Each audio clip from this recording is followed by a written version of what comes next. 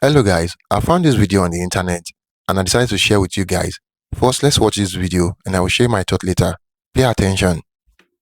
Be back here down the south, man. I had a real weird experience last time I came down here. I was in Nashville, right? Sort of an awkward social situation, right? I'm sitting at this bar. There's this white dude sitting like 2 stools away. I don't know him. He doesn't know me. And that Terrell Owens story was in like sports news. So I try to make conversation. I'm like, man, look at this guy. This guy just signed a $40 million contract. He's already bitching, man. How much money do you need to make? And the dude looks at me. He's like, you know what I say? And then he looked over his shoulder, which I now know is the telltale sign that the N-word is coming, and it's coming hard. Oh yeah, it's not going to be pronounced with the A, it's going to be with the R, and he hit the R, he like stuck the landing. There was like a dismount, Klan members high-fiving in the background, like doing the wave. Just out of nowhere. So now, immediately, I'm looking over my shoulder like, dude, what the hell are you doing? You know what I mean? I'm waiting for like this hail of black fists to come raining down on top of me. I hate when people do stuff like that. That dude made me part of like a potential ass kicking that I had nothing to do with. You don't do shit like that. He just had that word, hot potato, just threw it in my lap. Like, trying to pass it down to the next white dude. I hate when people do that, man. You know, it's like, dude, feel me out first. Ask some questions. Do you like to fish? Have you ever fucked your sister, right?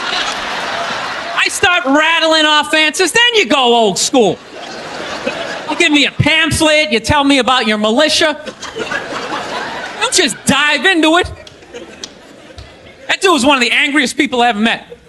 I should have known that word was coming, because he was just watching Terrell, right? Anytime I would bring up, look at man, that guy's talking trash, he would just like flip out. He won't shut up! You know, those people get like so mad they're not even looking at you. Their eyes are up. You just shut up and play the game!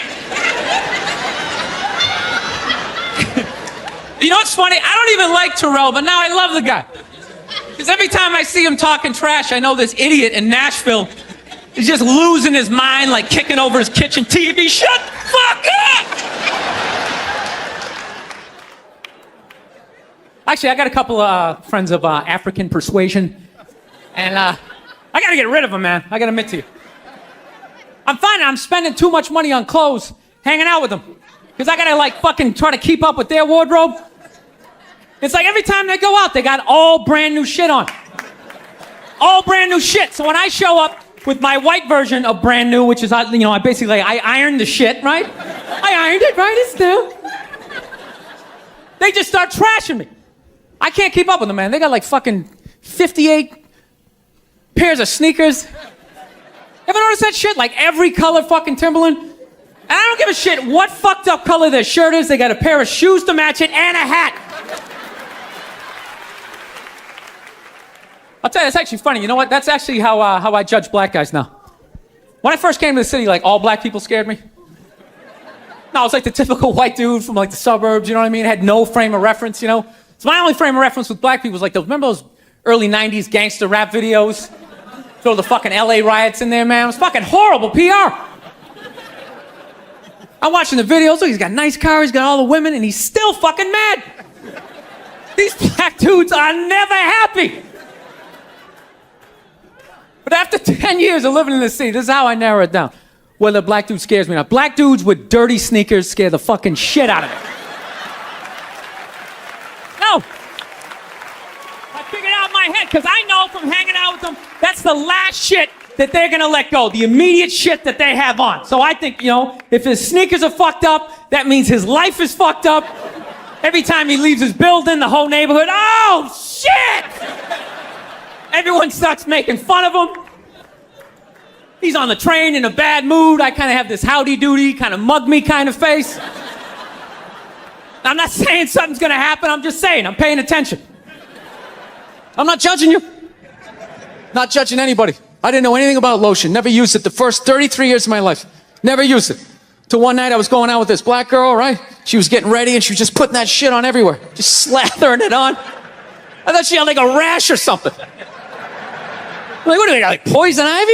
What's going on with you? She goes, no, I'm just making sure I'm not ashy. I said, ashy? She goes, dry skin. I went, wow. I guess I freaked her out a little bit because I was like, wow. She's like, well, white people get ashy too. I was like, yeah, you know, I don't think we do. Yeah, I've been alive for 33 years. No one has ever said, hey, Bill, you look a little ashy. I never even heard that word until you said it. She's like, you're an idiot. Stick out your arm. So I stick out my arm, and ever so gently, she just drags her nails down. This smoke starts coming up. It's like pastry flakes flying off, track marks. She's signing her name. She's like, you see that? She goes, that's ashy. You're ashy? Freak me out. I'm like, holy shit, I'm ashy. I didn't know anything about it. All I knew was that I always got itchy in the winter. Couldn't figure it out. Always got itchy in the winter. What the fuck do I get itchy? I thought it meant the bath towel was dirty. That's what I thought. And I would change it out and put a fresh one. Now I'm gonna be okay. Take a shower, dry off, fucking itching again. God damn it, I hate the winter. See that? That's why you gotta hang out with everybody. Yeah. There's too much information in the world, and every group of people misses a little bit. White people totally missed the lotion seminar at some point in history. I don't know if it's because we can't see it. You know? Black people get ashy, it looks like they leaned up against a chalkboard or something. You know? They can see it. They miss it, their friends help them out. Like, look at your ashy motherfucking elbow. What is wrong with you? Right? We miss that shit the way black people miss the whole register your weapons summit. Right? Just never got the information. The amount of rappers who've been busted for the unregistered Glock in the car just blows my mind. It's like, why would you do that to yourself? Do you just want to make an album over the phone? Is that what it is? Is that like the new auto-tune or some shit? I don't know. No, it breaks my heart every time I see it. I just think, God, if he just had one white friend. He just had one white friend in his entourage. Dude would have been sitting there going like, is that thing registered? You out of your mind? Get it out of there. Get it out of there. Yeah, it's illegal. That's like fucking 3 to 5 mandatory. Dude, how do you not know that? That's the question. How do you not fucking know that? This guy's got unregistered. Okay, don't believe in these myths. Black don't crack. It's bullshit. They all put lotion on like every 20 minutes during the day. It's ridiculous. They all got a giant oil drum of the shit at home. Every morning they wake up, they dunk themselves in it, shake themselves off, and walk out the door absolutely glistening. Glistening! Right? So I sit down, and I'm watching this documentary as a white dude, which is what I am. I'm looking out my white head, watching this white shit. It's coming back into my white eyes, getting whiter by the fucking second. Right? Now, my wife, on the other hand, she's black, right?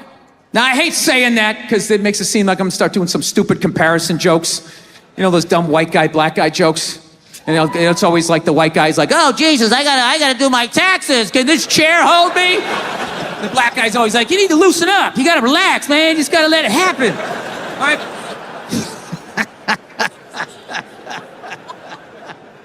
It's always the same stupid fucking joke. I hate those jokes, you know, because they're easy. And it's been my experience that it's just not true. You know, 15 years of being with her, there's really no difference, you know, because at the end of the day, it's a woman. All right? It's gonna be the same fights. I don't give a fuck who you're with. I'm not gonna lie to you. There might be more head movement and hand gestures with different races of women. Possibly an index finger jabbing at your forehead, whatever the fuck that is. But at the end of the day, it's the same fights. What's going on with us? You need to work on this. Why don't we communicate better, right? So she starts watching this shit as a black person, right? And she's seeing all the racism, obviously, that I'm seeing. But she was catching all this subtle shit that I was too white to see, but I knew I was missing it because I just kept hearing her huffing and puffing, just sitting next to me being like, ah. And I'm just sitting there like, okay, somebody did something. I don't know what just happened, but I don't think that was good. So right when I didn't think it could get any worse, it could get any more uncomfortable between the two of us, this fucking white dude comes on who evidently discovered Elvis. And he's like 190 years old, and he comes out, starts talking. He's just like, well, basically, I was looking for a white boy that could take the down and dirty, nasty blues and combine it with the pristine, angelic sounds of bluegrass. Yeah, that's what he was doing. He was subtly putting black shit down here while he was propping up the white shit. You know, the down and dirty, daddy not sticking around, drug-infested neighborhood blues with the Jesus as white as me, hair the color of the sun, angelic bluegrass playing music, right? So at this point, my wife has like fucking steam coming out of her ears. So I make a judgment call. I just fucking shut it off, right? And she looks at me, she's like, why did you shut that off? Why did you shut it off? I was like, because you're about 3 minutes away from yelling at me like I produced this music. All right?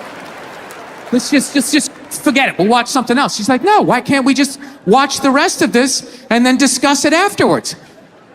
It's like, I don't fucking do that. I just want to watch a documentary. I don't want to have a fucking lecture because of these fucking assholes. I didn't do anything. I'm just sitting there watching TV. And not to mention, we're just gonna get into an argument. She's like, well, why would we get into an argument? I'm like, ugh. All right, you know why? Because not for nothing, there was some black people in there saying some shit that I didn't agree with, you know? I'm not huffing and puffing. Yeah, I said that. Like a fucking idiot. And she just looks at me, she's like what black people? Like what black people that said what? And at that point, it's like you started the luge, right? You can't get off the fucking sled. Now you gotta have the argument. I'm like, fuck, here we go. Guess we're having this. And I'm like, all right. The black guy who brought up leg shaking, saying Elvis took leg shaking from us. It's like, really? Leg shaking? No, nobody thought to fucking do this? Black people came up with that? You telling me that? I'll even give you that. Let's say you came up with that, but where did that black dude learn how to do it? Didn't he watch some older black guy do it? But what, because he's the same color? He's not stealing, he's just carrying on the tradition. But if Elvis does it, oh, what the fuck? Now he's the biggest thief ever? That doesn't make any sense to me. She goes, no, you idiot, it's not about the leg shaking, okay? It's about, he appropriated a culture. He took all the music, he got all the money, got all the fame, he's called the king of it now, and he never gave a shit, not even a shout out. And I was like, all right. No. Fair enough. You made about 7 or 8 good points there that I can't refute. He appropriated a culture. I get it. You're right. She goes, fine, thank you. And I go, however,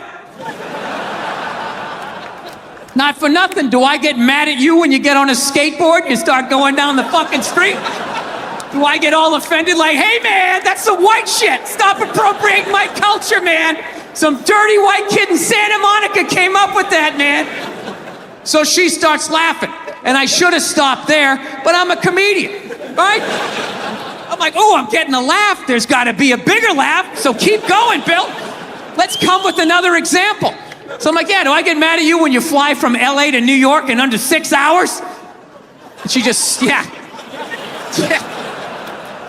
She just stares at me. She's just like, that was fucked up. Paying attention.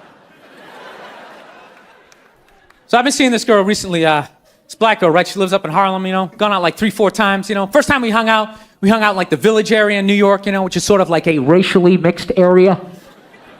So shit was cool, you know what I mean? Second time we hung out was more like Midtown, you know. Then the third time, she called me at like 3:30 in the morning, and she wanted me to come up to her apartment, right? So it's 3:30 in the morning, she lives in Harlem, I look how I look, so it's a fucking situation. Yeah, because you know the deal, right? Basically, a white dude feels comfortable up to about like 98th, 99th Street, you know what I'm saying? The second the streets start getting into like triple digits, like 100, 101st Street, start getting like a little asthma, like, fuck, it's starting to get a little high up here. You feel that little tightness in your chest? Can you feel that? 106th Street, you're like leaning on shit, like, dude, where'd all the cabs go? How come there's no taxis up here? Dude, what's a bodega? I don't know what that is. Let's get the fuck out of here. So I'm praying to God she's gonna tell me to take the subway, get off at like 105th Street, 103rd, you know, which is like the first stop in Harlem where I can still look over my shoulder and see like all the white people like disappearing over the horizon, you know? But she goes, no, man, you want to get on the Uptown 2-3 train, you want to get off at 125th Street. I'm like, God, fuck, 125th Street. Jesus Christ, that's like right in the middle of everything.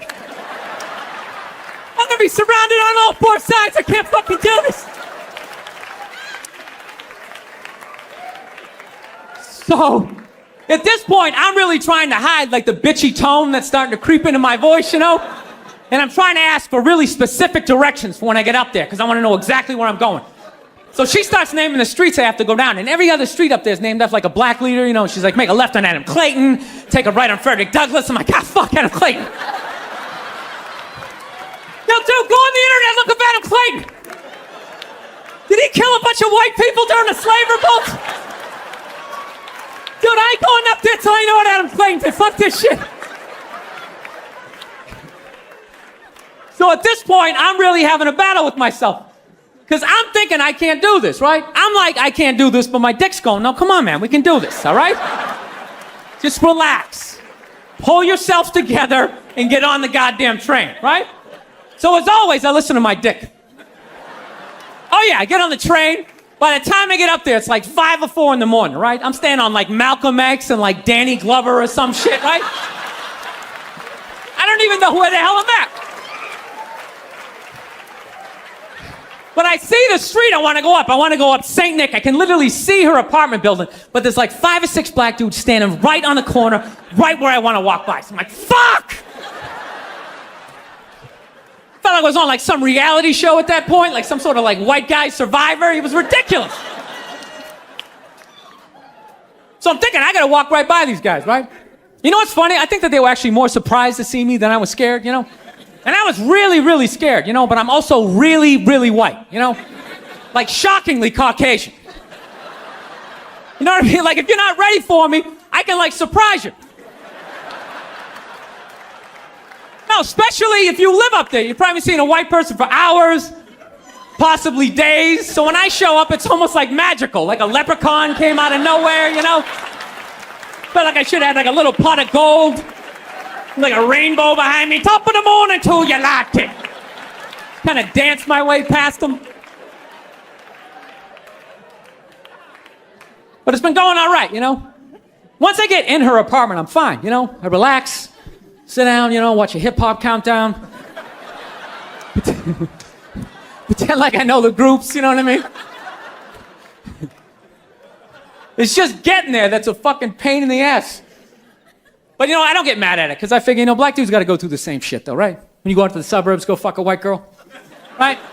Just that same awful feeling of just leaving your people behind, you know, just less and less of you as you're fucking driving out there.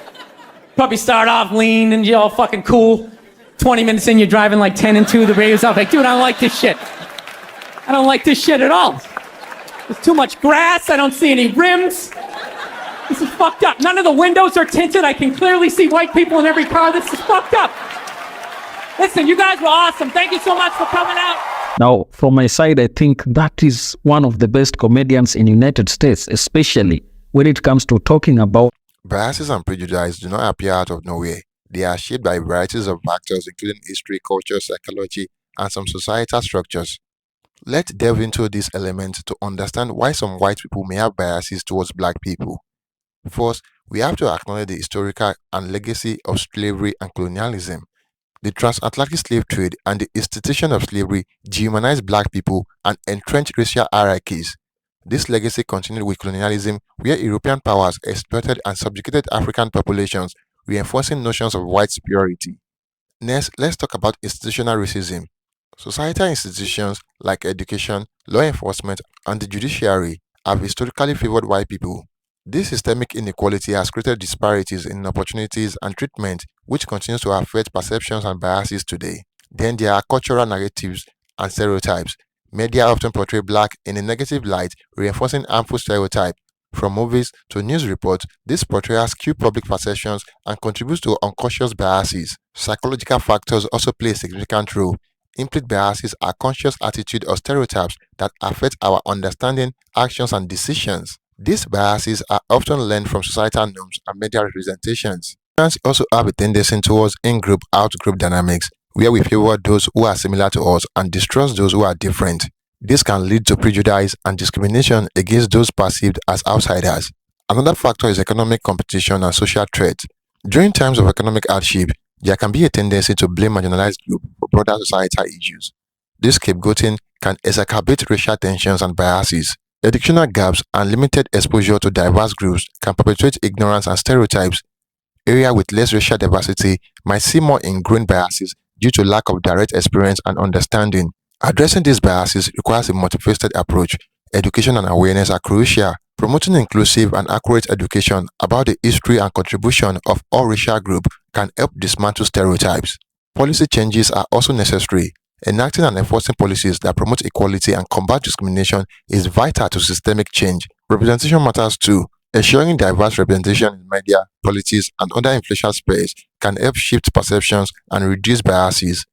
Lastly, encouraging open dialogues about race and increasing interaction between diverse groups can build understanding and empathy. Addressing implicit biases through training programs can also help individuals recognize and counteract their unconscious biases. Biases towards black people by some white people are deeply embedded in historical, social, and psychological frameworks.